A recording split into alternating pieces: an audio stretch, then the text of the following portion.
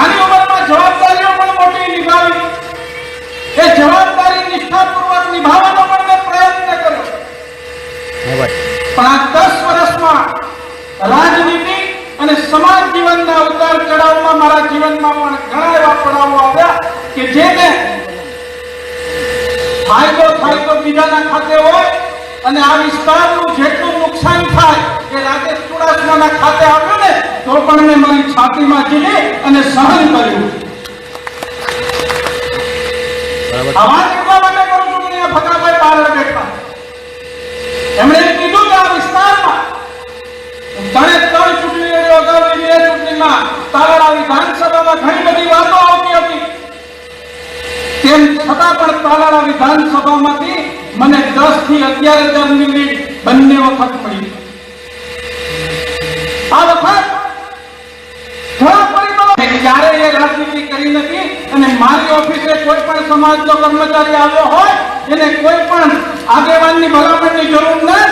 મારે ઓફિસેથી એમને પત્ર મળી જાય અને એમની બદલી ગીર સોમનાથ જિલ્લામાં થઈ જાય. મારે ફોન કરવાની પણ જરૂર ના પડે. મારા પત્રની તાકાત એટલી છે કે એમને પોતાના વિસ્તારમાં આવવું હોય તો મારા પત્રથી આવી શકે.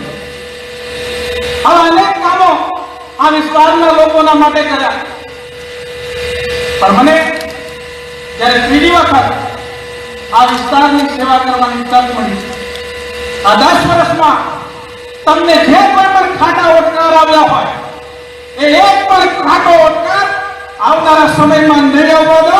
ભગવાન માધવરાયની સાક્ષીએ કહું અને એ પણ કહું છું કે ભારતીય જનતા પાર્ટી હિસાબ કરે કે ના કરે, પણ હું આ 5 વર્ષમાં મને જે નડ્યા છે એમને મૂકવાનો નથી.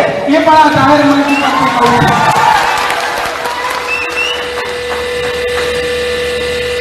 આ 5 વર્ષ આ ગીર સોમનાથ જિલ્લાની રાજનીતિમાં આવનારા સમયમાં આપણે સૌએ સાથે મળી અને ભારતીય જનતા પાર્ટીનો કાર્યકર્તા કે જેમણે 45 ડિગ્રી તાપમાં અનેક સમીકરણોની વચ્ચે અને લોકોની વચ્ચે જાય, પોતાના સમાજની સામે પણ જાય અને જેમણે મારા માટે કામ કર્યું છે એ તમામ કાર્યકર્તાઓનો ફરી એક વખત અને હું આપ સૌનો આભાર માનું છું.